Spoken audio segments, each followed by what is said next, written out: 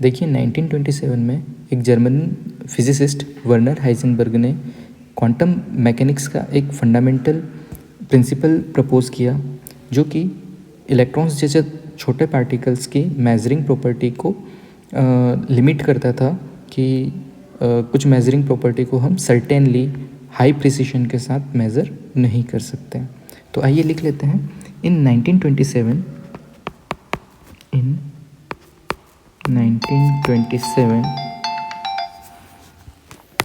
German physicist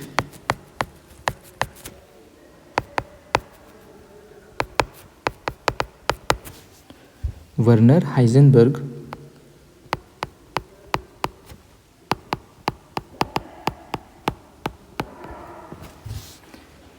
introduced a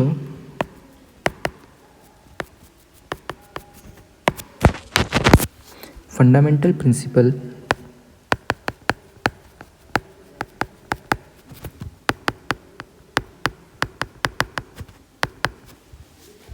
of quantum mechanics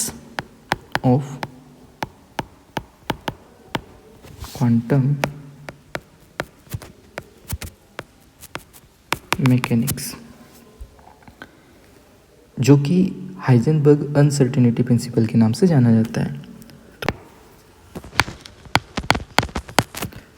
known as the uncertainty principal.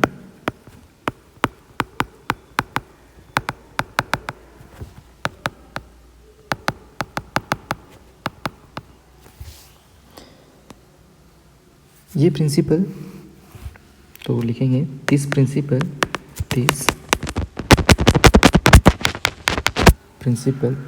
highlights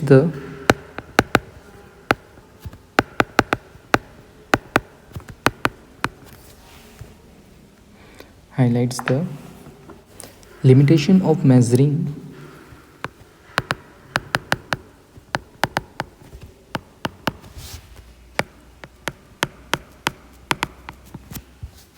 certain properties of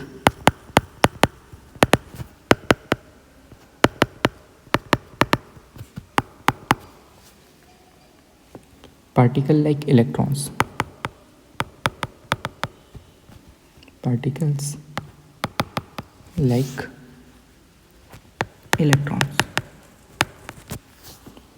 with absolute precision,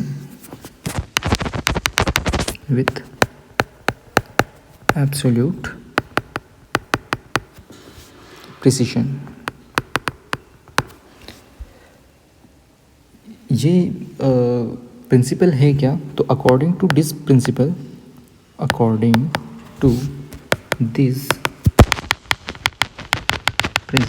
हम इसे double inverted commas में लिखेंगे। It is impossible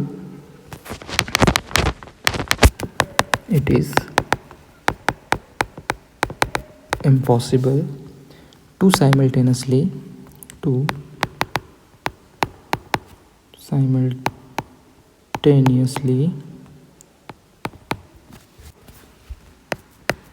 and accurately determine both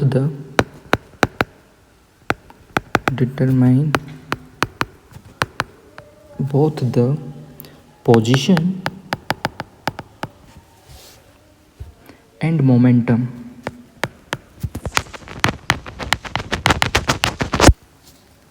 of an electron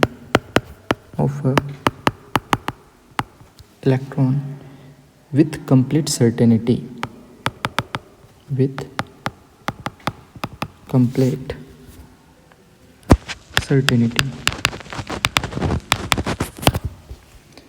तो ये principal जो कि हमने double inverted commas में लिखा है, इस प्रिंसिपल के अकॉर्डिंग क्या है कि इलेक्ट्रॉन जैसे छोटे पार्टिकल्स का मोमेंटम और पोजीशन एक साथ पता लगा पाना पॉसिबल नहीं है।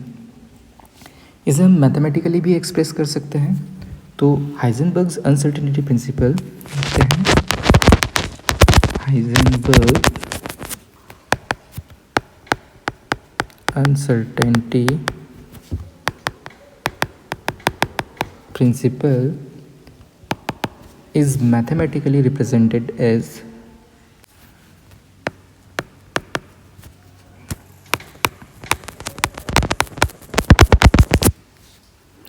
represented as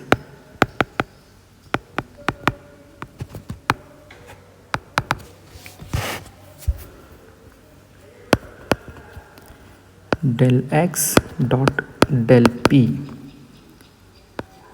equal to or greater than h upon 4 pi। यहाँ पर ये डेल x तथा डेल p क्या है, तो आइए लिखते हैं वेयर डेल x जो है ये पोजीशन में अनसर्टेनिटी है, uncertainty in position of electron. इसी तरह से डेल p क्या है, ये मोमेंटम में अनसर्टेनिटी है, तो uncertainty in momentum of electron. वहीं h आप सब जानते होंगे ये प्लैंक्स कांस्टेंट है, प्लैंक्स कांस्टेंट। इसकी वैल्यू भी आप लोगों को पता होगी, इसकी value 6.626 into 10 raise to the power -34 joule second होती है।